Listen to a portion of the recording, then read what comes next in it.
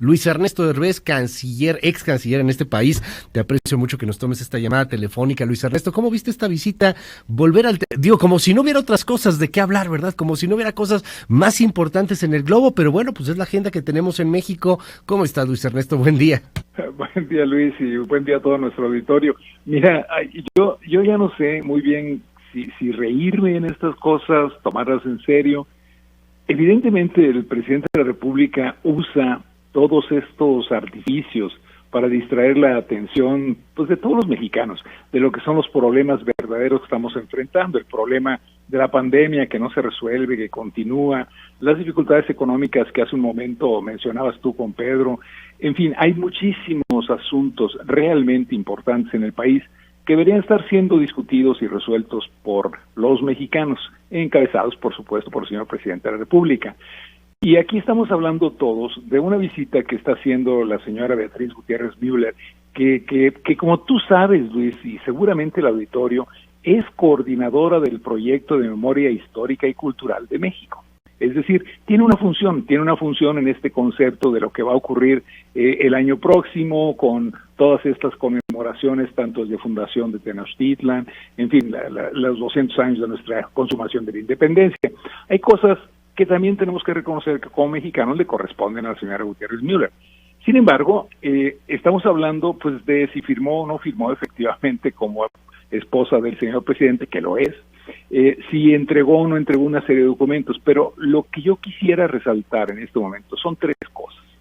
La primera, que sí es importante, cuando entrega una serie de cartas y lo hace de manera oficial, está sustituyendo al servicio diplomático mexicano, es decir, el presidente de la República en esas cartas de petición de piezas arqueológicas para la celebración de lo que estamos platicando en el próximo, no envía al canciller, que lo pudo haber hecho, no envía a los embajadores, que para eso es la función que tienen en cada uno de los países que está visitando la señora, sino que envía a su esposa, envía a una persona cercana a él, y simplemente lo que está dando a entender es, para que entreguen estas cartas que son tan importantes, la persona en quien yo confío es mi esposa, y mando a mi esposa, no mando al servicio diplomático exterior mexicano.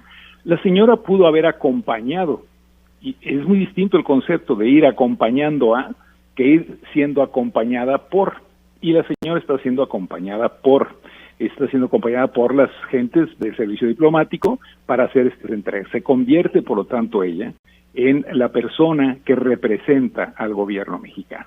Y en ese contexto creo que es importante que todos entendamos que crea una visión de que a partir de este momento es mucho más importante hablar con la esposa del presidente para cuestiones diplomáticas que con la diplomacia mexicana. E incluyo a todos, Luis, porque si no vamos a entrar en la discusión de Marcelo Ebrard, ¿no?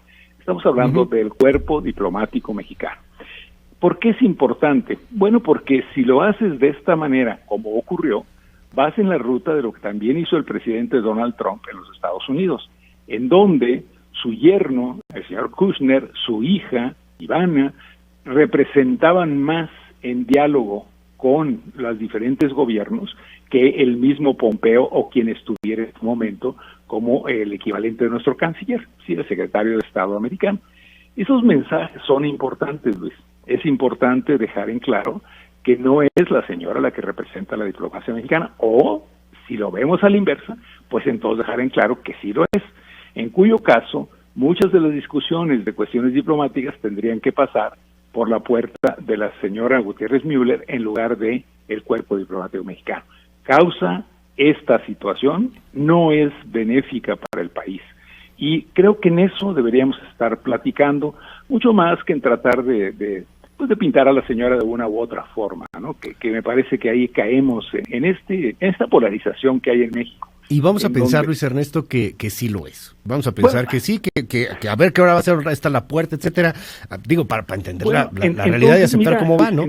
Pero entonces esto nos recuerda a ti, a mí y a todos. O sea, lo que está pasando en Estados Unidos con la relación del señor Kushner o de la hija del presidente Trump, que es quien arregla situaciones diplomáticas específicamente en el Medio Oriente.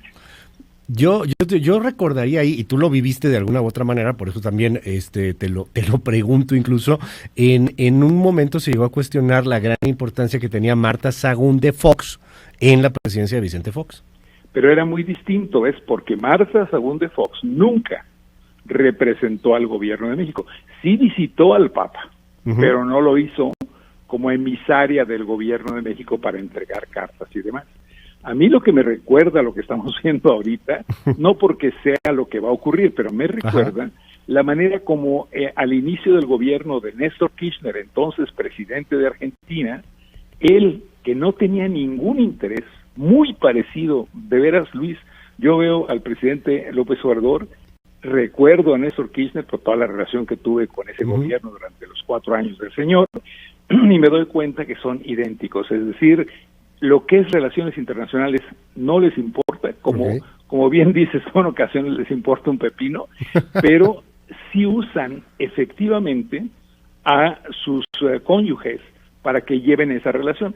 Néstor Kirchner puso en manos de Cristina Kirchner, bueno, en ese entonces también ella, ya ves que usa su propio apellido y demás, pero lo que hizo fue ponerla a ella para todo propósito práctico en la silla de representación diplomática. Y lo que hacíamos muchos, me incluyo entre ellos, sabíamos que el canciller argentino no tenía mucha importancia y buscábamos a la señora para discutir asuntos bilaterales importantes. Que ahí yo te preguntaría, Luis Ernesto, ahora vamos a pensar, ok, sí lo es. Beatriz Gutiérrez de López Obrador o Beatriz Gutiérrez Müller es de alguna u otra manera representante importante. Vamos a decir, sí lo es. Pero a mí lo que me brinca mucho es, estos son los temas que hay que discutir. O sea, ir a ver si nos piden perdón y oye, ¿me prestas un códice en medio de la pandemia, en medio del desastre que tenemos? De acuerdo contigo. Nomás déjame decir una cosa. No, pero, si tú abres la puerta de que es a través de la esposa del presidente, en este caso la señora Gutiérrez Müller, como se tienen que arreglar cuestiones diplomáticas o de relación entre dos naciones, lo que estás haciendo efectivamente es anulando a todo el cuerpo diplomático mexicano. Ese es el riesgo, ¿ok? Y yo sí quiero dejarlo en la mesa, me parece que sí, no es menor. Un asunto importante, ¿ok? No, a lo que te quiero decir es un asunto importante porque si abres una puerta lateral, todo el mundo se mete por ella si sabe que esa es la puerta que te conduce directamente al presidente. Y vas a debilitar la posición diplomática del cuerpo diplomático mexicano. Y eso sí me preocupa a mí, habiendo sido en su momento canciller. Yo vi lo que ocurría en Argentina, estoy viendo lo que ocurre en Estados Unidos, no quisiera que ocurriera algo similar en nuestro país. Ese es un punto. Segundo, lo que tú mencionas. El otro problema es entregar esas cartas, ¿ok? Porque las cartas, además de la petición, que es totalmente razonable, de préstame este códice, préstame este mapa de Tenochtitlan, todas las cosas que pues por el transcurso del tiempo y los años acabaron en museos o acabaron en otros lugares distintos a los nuestros y que podemos considerar los mexicanos que son nuestros y que por lo tanto nos los deberían devolver. Hay un precedente que está ocurriendo ahorita en donde Francia está devolviendo muchos de lo que tiene a países africanos. ¿Por qué? Pues porque se siente el gobierno francés que debe devolver esta cultura a sus países de origen. Pero en fin, es otra discusión. Yo lo que veo aquí complicado es lo que contienen estas cartas. La carta que publica el presidente de la República en su propia cuenta de Twitter, entregada a su santidad el Papa Francisco, no solamente hace un cuento de historia que me parece a mí que no es lo que debería estar presentando, y que es lo mismo que dijo en su discurso, no lo mismo igual, pues, pero el mismo tipo de contenido de lo que dio en su discurso a Naciones Unidas, que no es algo propio para entregárselo a un jefe de Estado, en este caso al jefe del Estado Vaticano. No está hablando con la Iglesia Católica, está hablando con el Estado Vaticano. Y le entrega esa carta, pero además le hace un reclamo, y lo acaba de repetir en su conferencia de prensa del día de hoy, en donde lo que está diciendo es, tenemos que tener humildad y ustedes están obligados a disculparse. La respuesta es, pues no podemos modificar la historia, pero tampoco podemos ahora interpretarla al contentillo de cada uno de nosotros. Y mucho menos al tiempo actual, como si hace 500 años tuviéramos la cultura que tenemos hoy, o hoy tuviéramos la de hace 500 años, pues creo que no.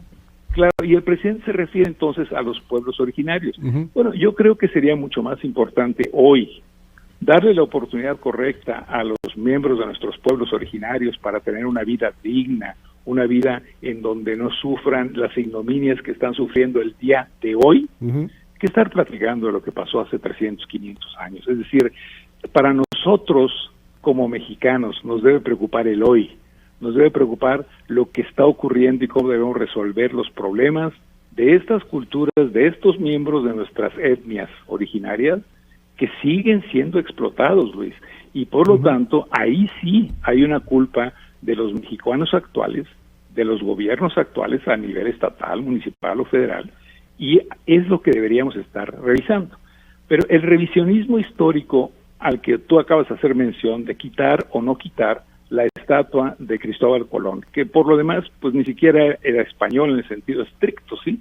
Sí, claro. Pero bueno, pero lo que estamos platicando ahí sería, bueno, pues ese va a ser el caso, ya te hicieron sugerencias varios de los radioescuchas de qué otras cosas puedes quitar, y yo diría, bueno, pues también quiten entonces todo lo que el porfirismo o el porfiriato, como le quieran decir, trajo durante la celebración de los 100 años de la independencia, entre otros, la estatua que todos llamamos el Ángel de la Independencia, que en realidad es una estatua basada en una dama de alta sociedad de la época, y el rostro de ella es el rostro de una dama de la alta sociedad de esa época.